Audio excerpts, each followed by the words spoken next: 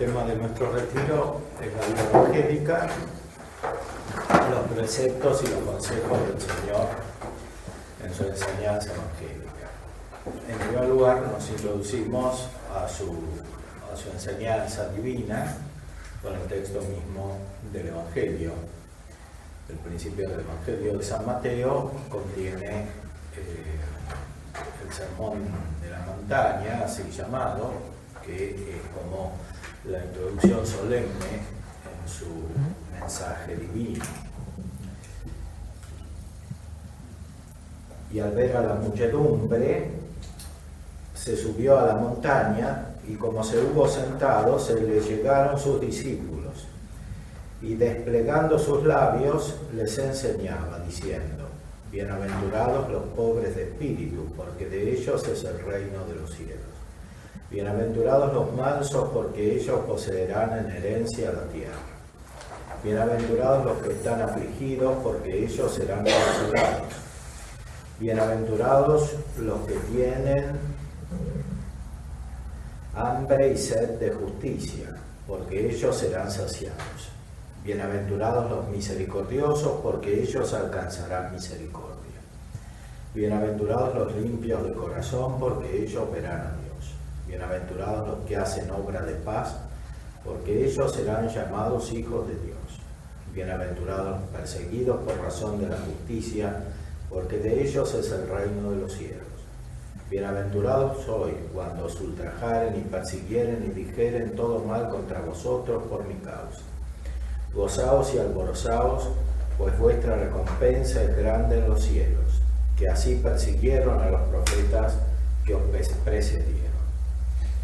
Aquí nuestro Señor Jesucristo nos manifiesta el centro de su mensaje por lo que se refiere a la vida humana misma, es decir, a nuestra vida personal, al cambio necesario para ser discípulos de Él y para llegar a la vida eterna, que es el premio que nos promete en todo su Evangelio. Durante los 2 milenios de la vida cristiana se ha meditado profundamente este mensaje. Los grandes padres de la Iglesia, los monjes, los santos, los teólogos, siempre han meditado este mensaje. Y todas las personas verdaderamente espirituales lo recuerdan y lo tienen presente. Es un mensaje que claramente no coincide con la mentalidad corriente, no solo en esta época, sino en cualquier época, porque la naturaleza humana, dañada por el pecado original y por los otros pecados de la historia, provoca un movimiento contrario a estas bienaventuranzas, a esta disposición espiritual que es necesario adquirir para llegar a la plena transformación humana que se da en el contacto con Dios, en el contacto perfecto con Dios, que es un contacto principalmente interior. Como decía San Agustín, vuelve dentro de ti mismo, en el hombre interior habita la verdad. Una de las características principales del Evangelio de nuestro Señor Jesucristo es justamente la interioridad. La interioridad que no es simplemente la interioridad griega, la que aparece en Platón, en la República, el hombre interior. No se trata simplemente de una meditación metafísica, de un contacto metafísico con Dios. Se trata de participar de su vida íntima, de su conocimiento y de su amor internos, como existen eternamente en la Trinidad. Esto es el fin de la vida cristiana, llegar a tener la vida de Dios, a tener la vida de la Santísima Trinidad, y eso se da en la eternidad. El mensaje de Cristo a este respecto es muy claro. La puerta es estrecha, lo dice más adelante, o sea, es difícil llegar a esto. Más aún es imposible sin una vocación divina, sin un llamado especial, que es el llamado a la vida cristiana, del cual eran muy conscientes los primeros discípulos de Cristo, como aparece en la carta a los Romanos, por ejemplo. es un llamado a una perfección que no es común, que no es accesible naturalmente al hombre, que no se puede alcanzar simplemente viviendo, aún viviendo bien o viviendo virtuosamente en este mundo.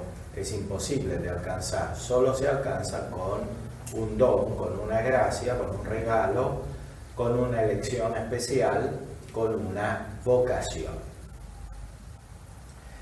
Esa vocación entonces es una vocación a una vida interior. La vida humana corriente, no evangélica, mundana o mundanizada, es siempre una vida exterior, es decir, centrada en los acontecimientos externos que se pueden captar sensiblemente, sobre todo, que a lo sumo se pueden analizar con la inteligencia, pero que dejan frío el corazón, que no lo cambian interiormente, salvo suscitar pasiones pasajeras.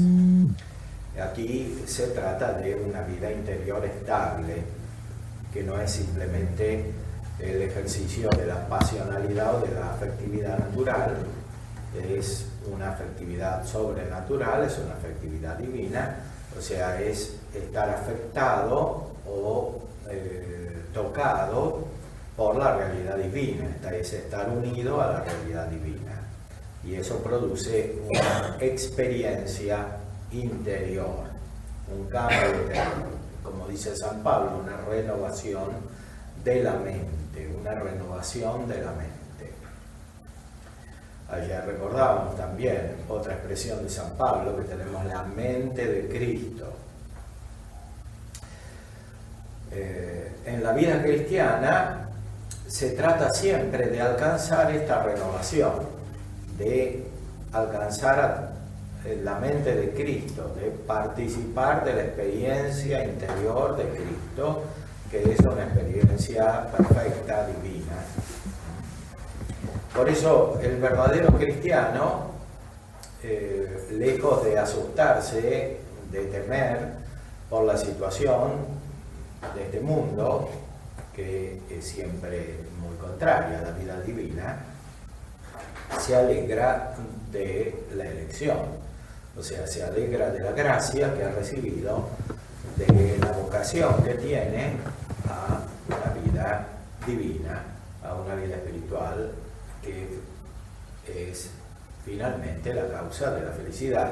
Por eso la verdadera felicidad no se puede alcanzar sino por medio de esta vida interior, que es vida divina.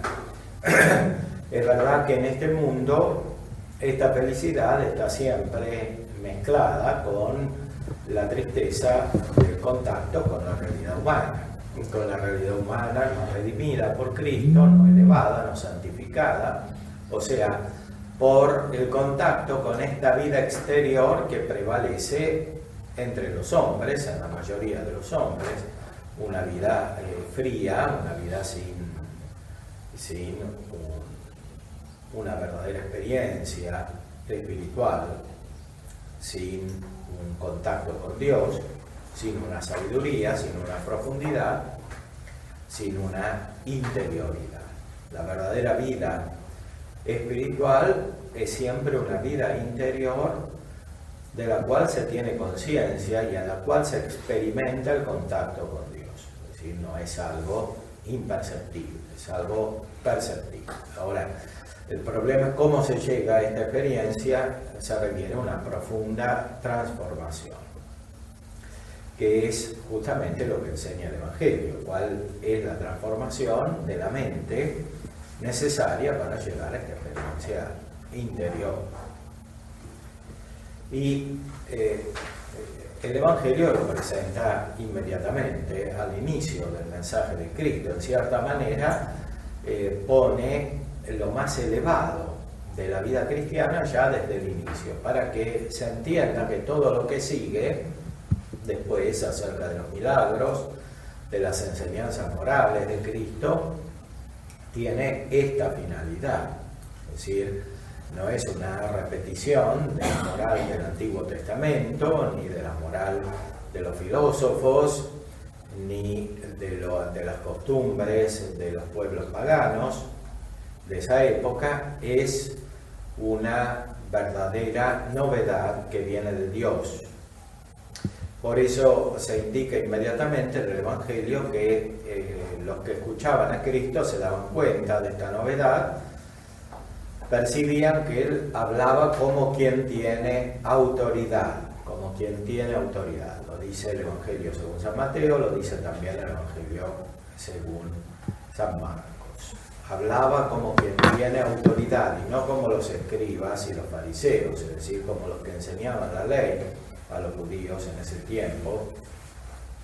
Él hablaba con una autoridad en la cual se vislumbraba el origen divino. Es decir, la autoridad finalmente es algo divino. La autoridad no es el ejercicio de una voluntad, tanto menos de una voluntad humana. La autoridad la tiene siempre la verdad. El problema es que es difícil reconocer la verdad, es difícil enseñar la verdad, pero la verdadera autoridad es justamente la de la verdad. Y Cristo es la verdad, como dice el Evangelio según San Juan, y todas sus palabras son verdaderas, por eso tiene autoridad. Lo que los hombres normalmente llaman autoridad es más bien violencia que autoridad. La autoridad la tiene la verdad, y esta es la que se manifiesta inmediatamente en Cristo. Santo Tomás, con la ayuda de los padres de la Iglesia, comenta este inicio del Evangelio según San Mateo en la Catena Áurea y explica místicamente por qué Jesús comienza enseñando en el monte, sobre una montaña. Y viendo Jesús a las turbas, subió al monte.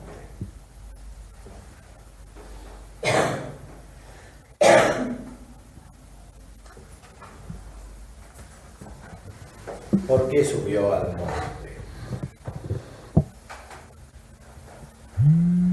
Dice San Agustín, citado por Santo Tomás, aquí parece que quiso evitar el verse envuelto por la muchedumbre y por eso subió al monte para hablar a solas a sus discípulos.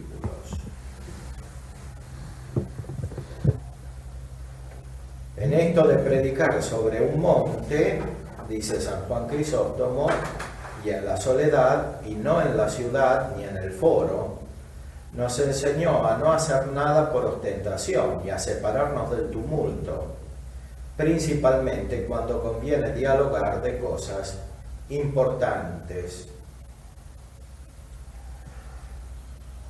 Y como dice otro autor, Remigio, debe saberse que Jesús tuvo 3 sitios de refugio: la barca, el monte y el desierto, a los cuales se retiraba cuando se veía acosado por la muchedumbre. O sea, que Jesús, cuando enseñaba cosas importantes, se retiraba y unía la enseñanza a la contemplación, al retiro, al silencio, al alejamiento de la multitud, porque efectivamente se trata de un mensaje que no puede ser aprendido de manera tumultuosa, que quiere decir externa, sin silencio, sin oración, sin meditación, sin entrar en sí mismo, como dice Agustín.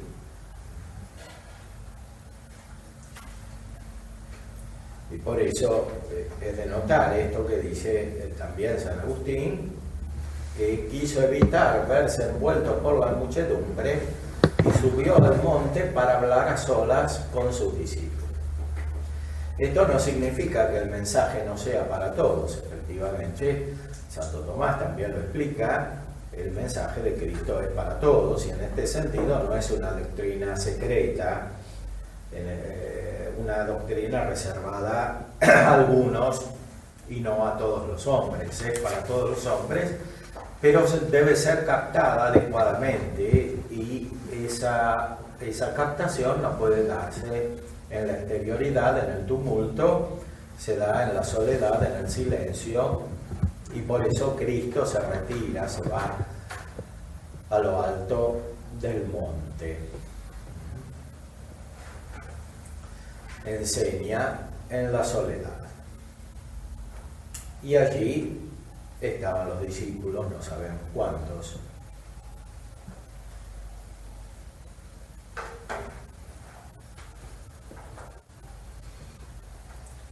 Y dice un autor que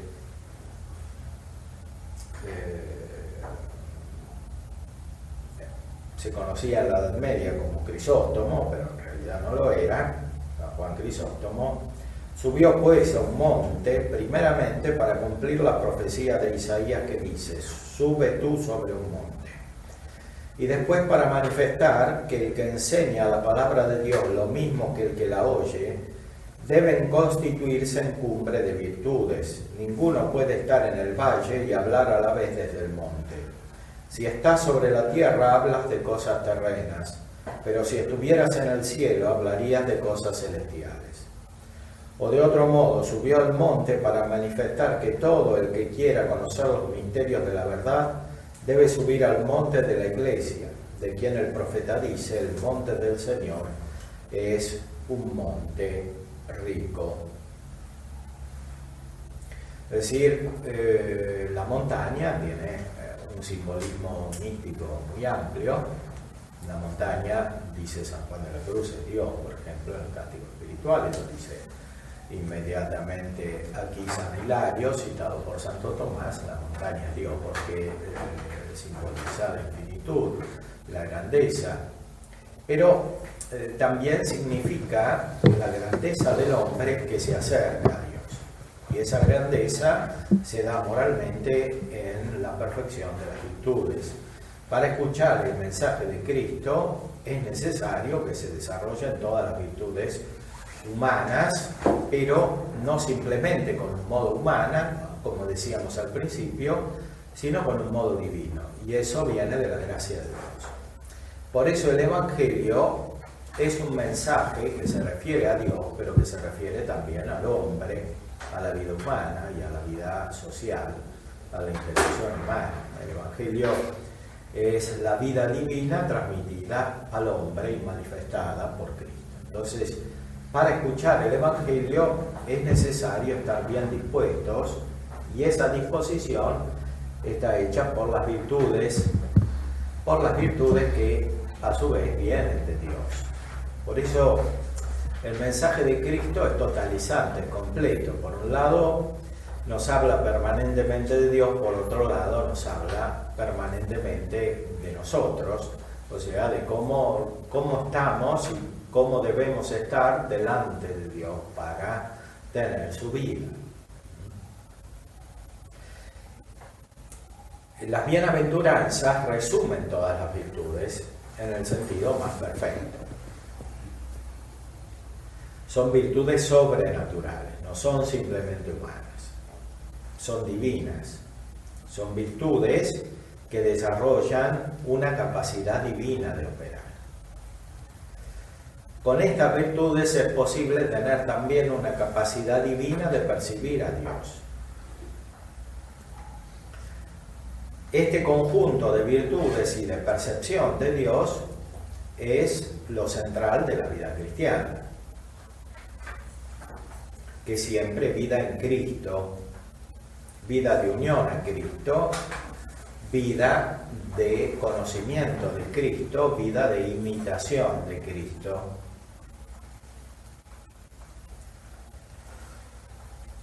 Los primeros cristianos tenían mucha conciencia, como se narra en los Hechos de los Apóstoles, de esta altitud de la vida cristiana, que comienza desde el monte, que es alto, elevado, donde Cristo enseña,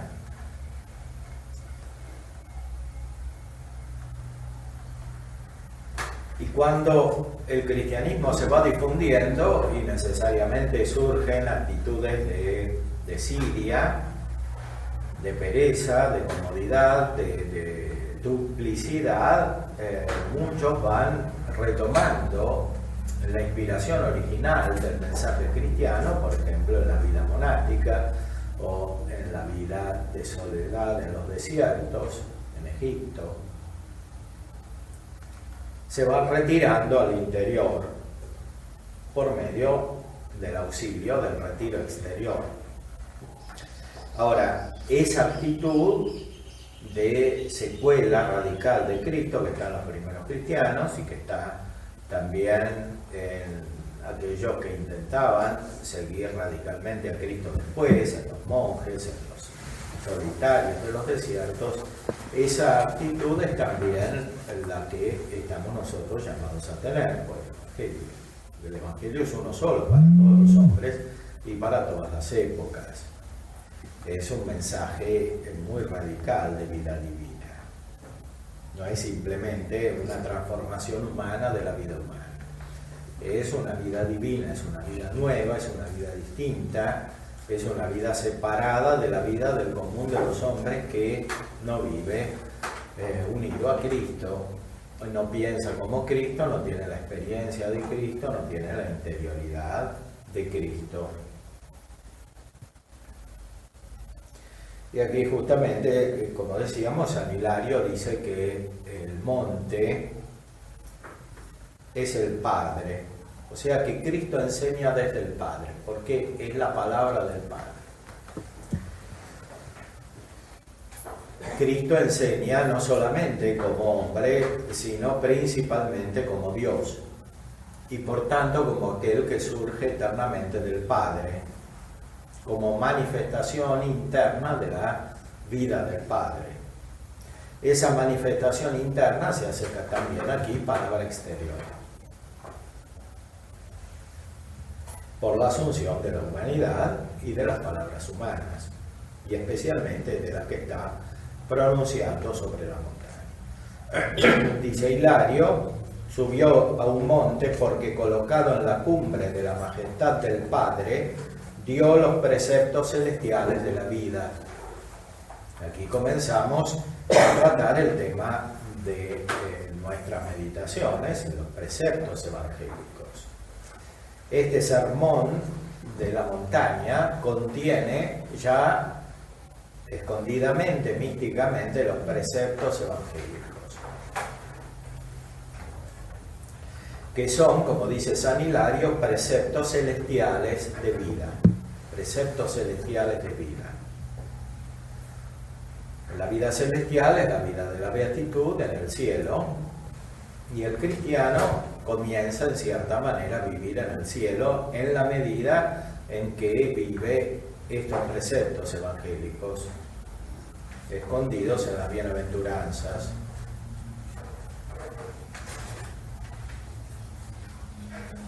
Dice también San Agustín, comentando estos pasajes evangélicos, o subió al monte para significar que eran menores los preceptos divinos que fueron dados por Dios por medio de sus profetas al pueblo de los judíos, a quien convenía advertir por medio del temor, y que se dispensaron mayores gracias al Hijo de Dios. Se dispensaron mayores gracias por medio del Hijo de Dios, cuyo pueblo era conveniente librar por medio de la caridad.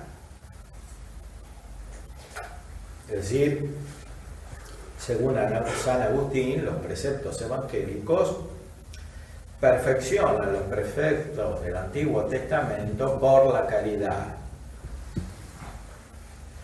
El Antiguo Testamento está caracterizado por el temor, que es propio de los judíos ante la ley.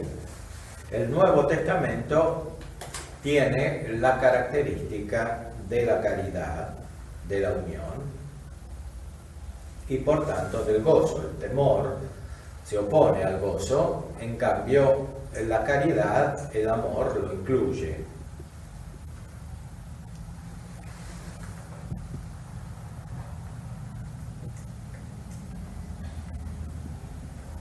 Y San Jerónimo dice que en este sermón de la montaña se manifiesta la inmensa majestad de Cristo. que es finalmente un reflejo de su gloria divina. Dice San Jerónimo, por tanto, no habla de pie sino sentado, porque no podían entenderlo si hubiese estado rodeado de su inmensa majestad.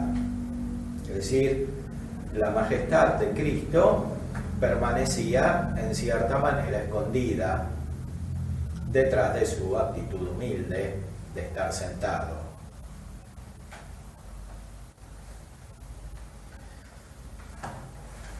Por un lado, estar sentado significa humildad. Por otro lado, significa autoridad. Efectivamente, los magistrados en Roma estaban sentados y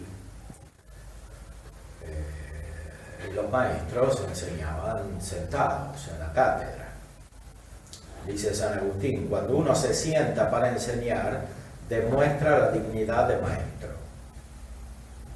Se acercaron sus discípulos para que, oyendo sus divinas palabras, estuvieran más cerca de su cuerpo los que se acercaban por el Espíritu, los que se acercaban con el Espíritu por medio del cumplimiento de los preceptos divinos. El Evangelio contiene una especie de encuentro entre el hombre y Dios por medio de los preceptos divinos. Los preceptos divinos evangélicos tienen esta característica que en cierta manera producen lo que significan, como los sacramentos. Entonces, son misteriosos, significando el misterio divino, y producen eso que significan, es decir, la vida divina en el que cumple los preceptos. Estos preceptos evangélicos son muy misteriosos, o sea, muy elevados sobre la comprensión de la mente humana. Los santos son aquellos que han logrado organizar su vida alrededor de los preceptos divinos y no simplemente alrededor de los preceptos naturales humanos. O sea, no simplemente alrededor de los 10 mandamientos como aparecían en el Antiguo Testamento, revelado al pueblo judío, sino alrededor de estos principios de vida misteriosos revelados por Cristo, que están inseparablemente unidos a la caridad y a la gracia. Son como la manifestación en la conducta y en la inteligencia de la caridad y de la gracia. Por eso la vida cristiana es siempre vida evangélica e inseparablemente vida de caridad y de gracia.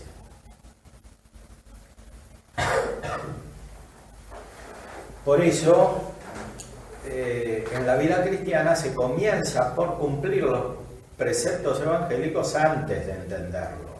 No hay que esperar a entenderlos para cumplirlos, porque producen su efecto por sí mismos, más allá del conocimiento natural de la mente humana. Entonces, primero se vive evangélicamente por la fe en Cristo, en la autoridad de Cristo, y después se perciben los efectos de esta vida evangélica. La mentalidad corriente humana, natural, naturalista, es inversa, es decir, primero se exige comprobar la utilidad de una enseñanza para después seguirla. O sea, el maestro debe demostrar la razonabilidad de lo que enseña, pero una razonabilidad meramente humana, moral, a lo sumo metafísica. Aquí la razonabilidad de lo que enseña Cristo es divina.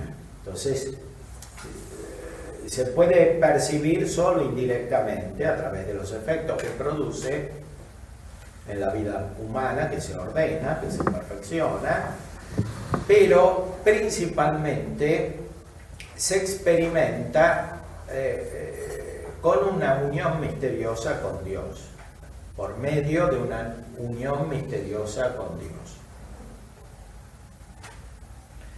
que produce una renovación interior, que produce una transformación de la mente, que produce finalmente un gozo espiritual.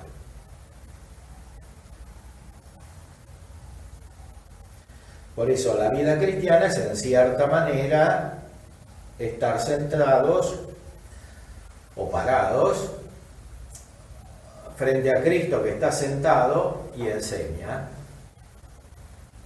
y sentir de algún modo el efecto de la transformación, de la enseñanza de Cristo, que está en lo alto, rodeado de una majestad escondida por su humanidad.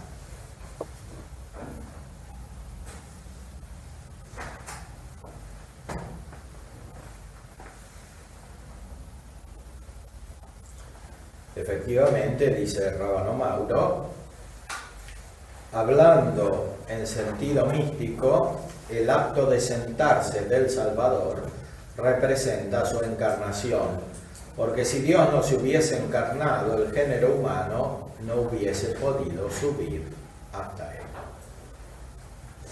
A Cristo enseña con toda la majestad divina escondida en su humanidad, significada en el hecho de estar sentado.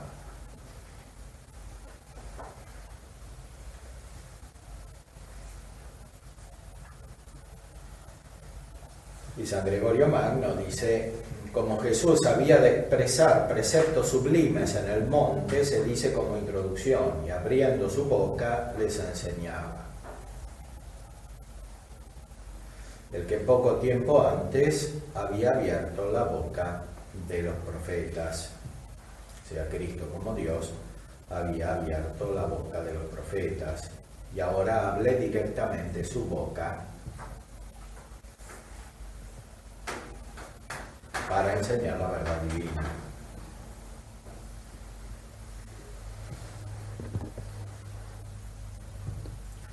Y San Agustín dice que en esta enseñanza de Cristo está como el resumen de toda la vida cristiana. Si alguno medita de una manera piadosa y conveniente, encontrará en este sermón cuanto se refiere a las buenas costumbres y al modo perfecto de vivir cristianamente.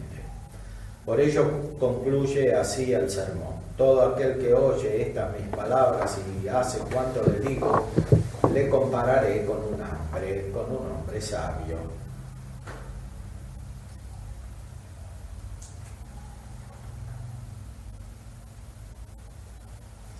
O sea, se manifiesta la perfección, el fin de la vida cristiana.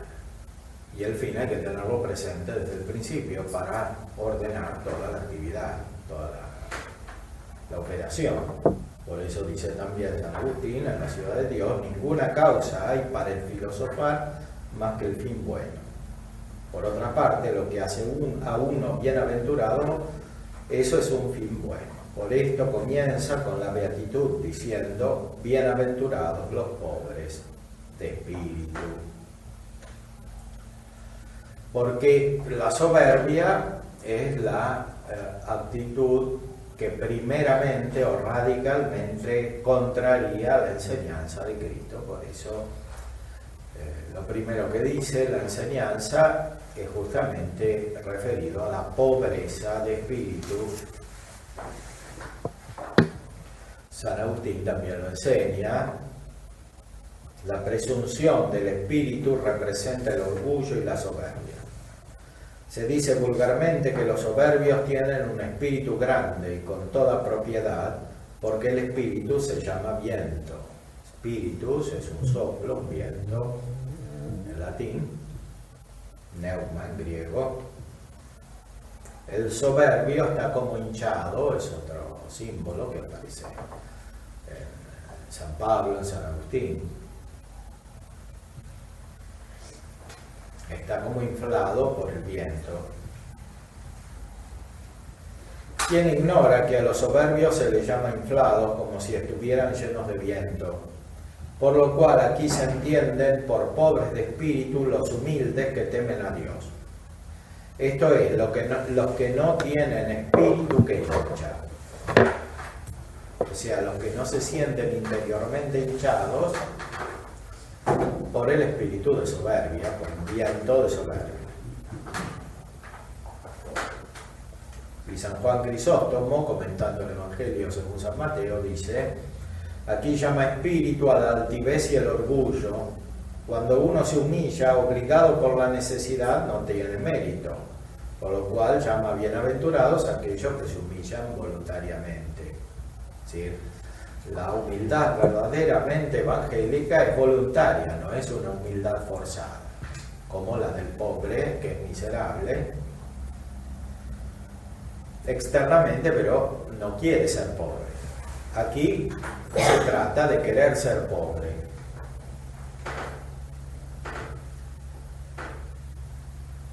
Cuando uno se humilla obligado por la necesidad, no tiene mérito. Por lo cual llama bienaventurados a aquellos que se humillan voluntariamente. Empieza cortando de raíz la soberbia, y empieza así porque la soberbia fue la raíz y fuente del mal en el mundo. Contra ella pone la humildad como un firme cimiento, porque una vez colocada esta debajo, todas las demás virtudes se edificarán con solidez. Pero si esta no sirve de base, se destruye cuanto se levante por bueno que sea.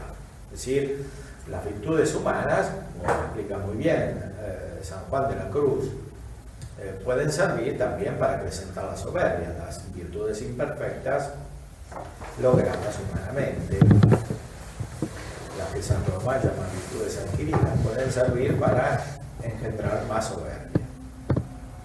O sea, la prudencia, la justicia, la templanza,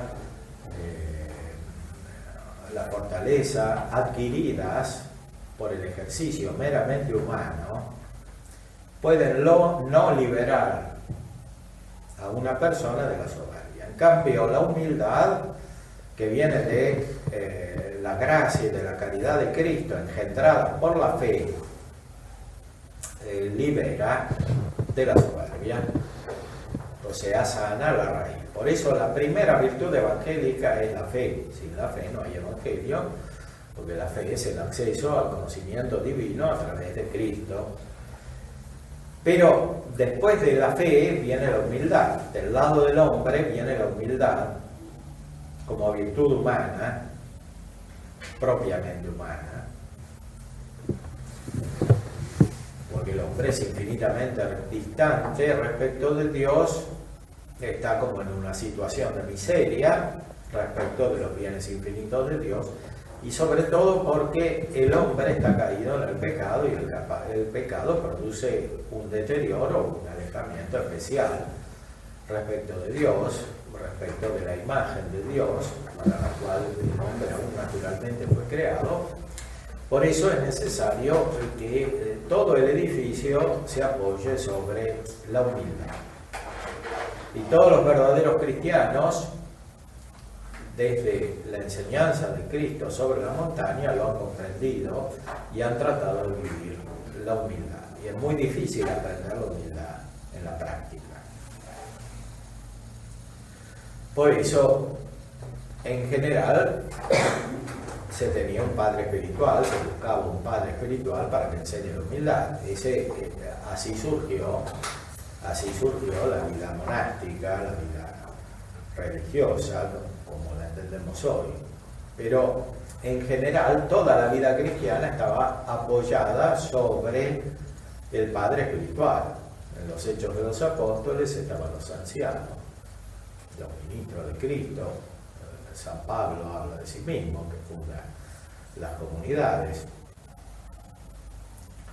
reflejando la autoridad del Padre manifestada en el Hijo, que es lo que aparece en el Sermón de la Montaña.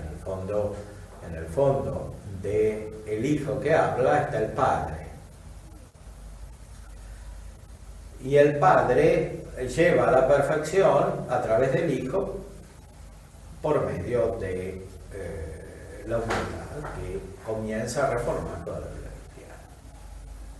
Sin este fundamento se viene todo el edificio abajo.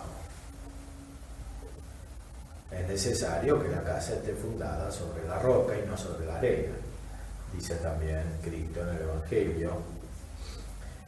Y el fundamento de la casa sobre la roca es, claro, Cristo. San Pablo dice, la roca era Cristo. Pero es Cristo al cual nos unimos por la humildad, porque sin la humildad no tenemos contacto con Cristo. Tenemos contacto con nosotros mismos o con la realidad externa, pero no con Cristo. O sea, el ejercicio de la inteligencia natural, ayudado por las virtudes naturales humanas, a lo sumo nos conecta con la perfección humana que queremos alcanzar y con un orden teórico de las cosas humanas que en la práctica no se realiza, pero no nos conecta con Cristo. En cambio, la humildad verdadera que viene de su gracia y de la caridad nos conecta con Él, y a través de Él nos conecta con el Padre, y por tanto con la vida que buscamos, que es la vida eterna del Padre.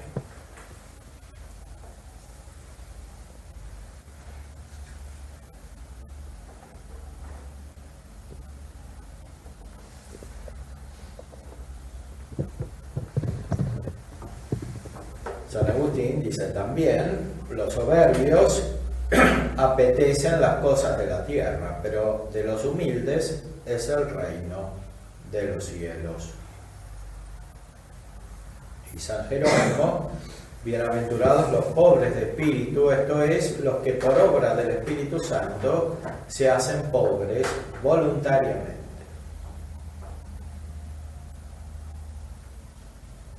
La pobreza es un consejo evangélico. Y aquí es más que consejo evangélico, es un precepto evangélico, entendido en el sentido fundamental del Sermón de la Montaña. Es un precepto evangélico porque para llegar a la vida eterna misma es necesaria esta pobreza, hacerse pobre voluntariamente.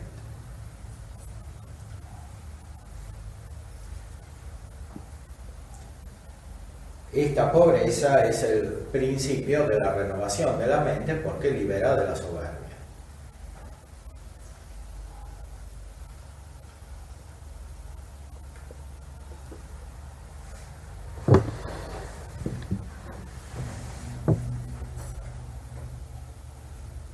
A los pobres, termina Santo Tomás citando una glosa medieval, a los pobres se ofrecen oportunamente en la vida presente las riquezas del cielo, o sea, en la misma vida presente.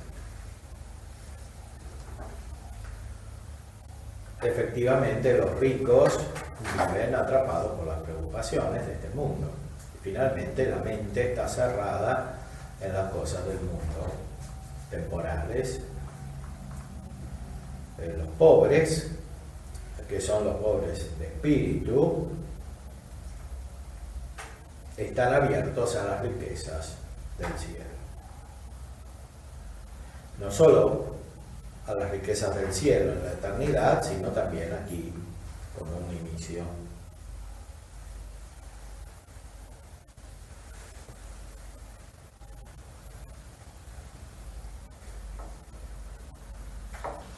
Meditemos entonces sobre este principio del Evangelio según San Mateo, cada uno lo puede leer también y meditarlo a la luz de estas consideraciones de los santos para que nos podamos introducir de verdad no solo en la consideración de la vida evangélica, sino sobre todo en la vida evangélica misma.